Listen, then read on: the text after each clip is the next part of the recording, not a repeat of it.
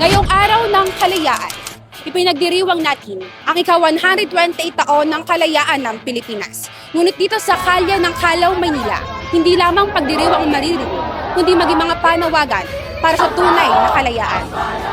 Kaya narito tayo ngayon para tanungin ang mga mamamayang Pilipino, tunay nga bang malaya ang Pilipinas?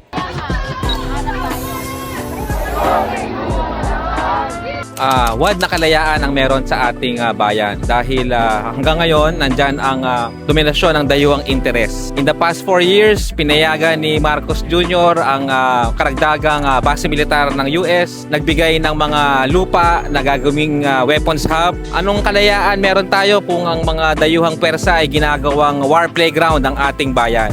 Sa tingin ko, hindi pa ganap no, na malaya yung lipunang Pilipino. Kasi kung titignan natin, yung state natin, nagpapataw siya ng mga policies, ng mga batas na actually nakaangkla pa rin sa ikabe-benefit ng US. Nagpapataw siya ng mga neoliberal policies, ng privatization ng mga public services, ng mga liberalization, ng deregulation and even ng denationalization para yung US makontrol niya yung resources, yung mga raw materials na meron yung agricultural land natin. Yung prime example actually is yung sa ginugulong ngayon na NPU bill sa loob, diba, ng Politeknikong Universidad ng Pilipinas. Kasi sa NPU bill, andyan talaga sa provision na sinasabi na papasok yung PUP sa mga joint ventures with private companies. So tiyak yan na andyan yung presence ng imperialist US, tiyak dyan na andyan yung presence ng mga dayuhang private corporations. Hindi natin nakakamit ang tunay na kalayaan hanggat nandyan pa rin ang mga iba't ibang bansa, lalo na ang Estados Unidos na gustong kontrolin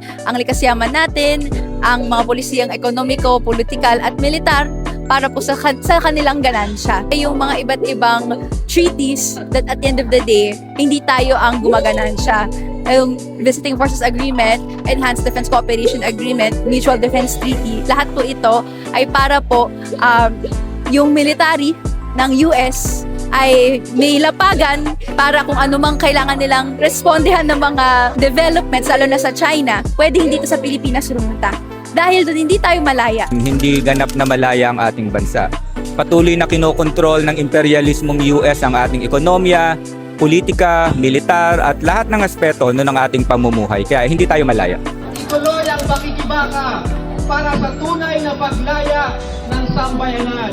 Ang malayang Pilipinas ay meron dapat isang pamahalaan na ang interes tinataguyod niya, interes ng mamamayan, hindi interes ng dayuhan. Ang aral ng kasaysayan, ang kalayaan hindi yan binibigay. Yan ay pinaglalaban. Kaya matuto tayo sa aral ng kasaysayan, matuto tayo sa buhay at inspirasyon ang ating mga bayani at ang kinabukasan ipaglaban natin yan. Pag sinabi nating malayang Pilipinas, dapat lahat tayo equal, lahat tayo may equal opportunities, lahat tayo nakakamtan yung resources, yung mga pangangailangan na dapat nakakamit natin sa pang-araw-araw. Ito yung nakakapagdesisyon tayo ng sarili natin, no, sa lahat ng mga polisiyang meron tayo.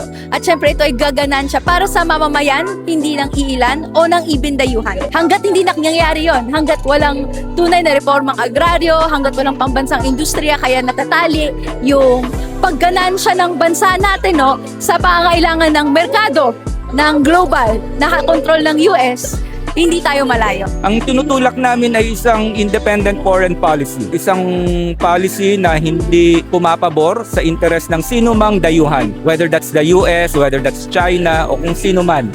Kung hindi isang policy na ang tinutungtungan ay ang ating pambansang interes, lalo na ang interes ng ordinaryong mamamayang Pilipino. Mahigit isang siglo na matapos ideklara ang kalayaan ng Pilipinas.